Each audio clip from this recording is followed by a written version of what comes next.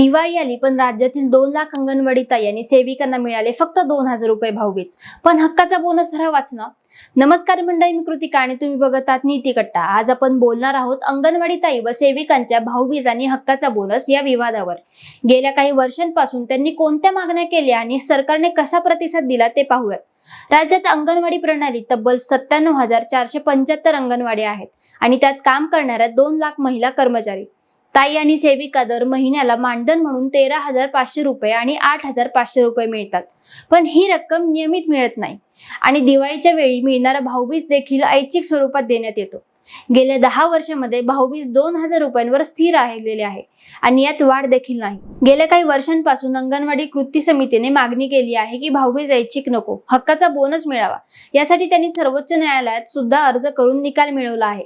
अंगणवाडी ताई आणि सेविका हे सरकारी कर्मचारी आहेत. 1995 मध्ये पहिला मोर्चा मृणाल गुरे यांच्या नेतृत्वाखाली मुंबईत काढण्यात आला.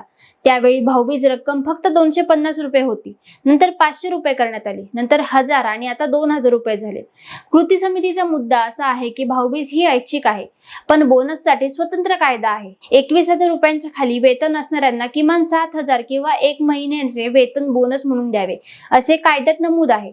यंदा सरकारने भाऊबीज पैसे दिवाळीपूर्वी बँक खात्यात जमा केले, पण कृती समितीची मागणी हक्काच्या बोनससाठी आहे, ज्यामुळे न्यायालयीन आदेशानुसार दरवर्षी दिवाळीपूर्वी बोनस मिळावा.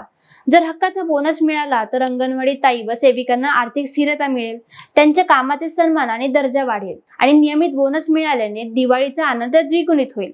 भाऊबीज ऐच्छिक आहे, पण हक्काचा बोनस ही त्यांच्या मेहनतीचा सन्मान आहे.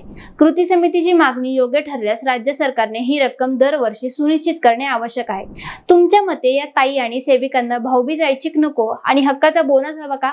कमेंट करून नक्की सांगा आणि व्हिडिओ आवडला असेल तर शेअर करा आणि नीती कट्टाला सबस्क्राईब करायला विसरू नका. धन्यवाद.